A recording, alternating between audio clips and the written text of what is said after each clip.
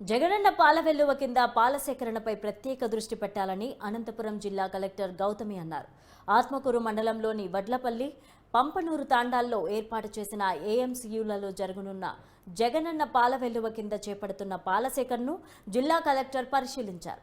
పాల సేకరణ ద్వారా కలిగే ప్రయోజనాలను క్షేత్రస్థాయిలో మహిళా పాడి రైతులకు వివరించాలని కలెక్టర్ అన్నారు.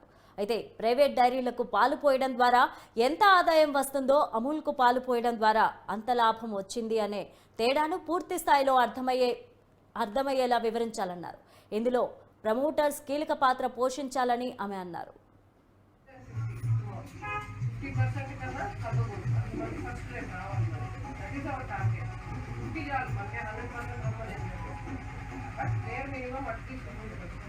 exceed that, I'm very happy. No, no. But they got చాలా బాగా చేస్తున్నారు.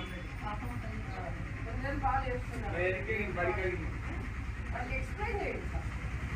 ఇంకేం పర్వాలేదు. లెట్ దెమ్ అండర్స్టాండ్ ఏ విధంగా వాళ్ళకి ప్రాఫిటబుల్ ఉంది, దీంట్లో మనకి పాల సిస్టంలో ఏంటి ఆ తేడా వాళ్ళకి తెలిసిందంటే మీరేం చెప్పనక్కర్లేదు, వాళ్ళే వస్తారు. ఎవరైనా 2 రూపాయలు ఎక్కువ వచ్చిందంటే చాలా మంది ఫస్ట్ నుంచి అనేది కాదు రావాలి.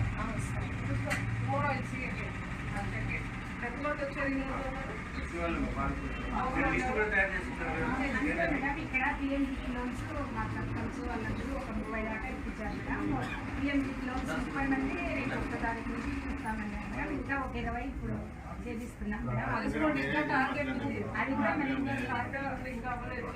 అవును మేడం, మళ్ళీ ఇప్పుడు కూడా 20 దాకా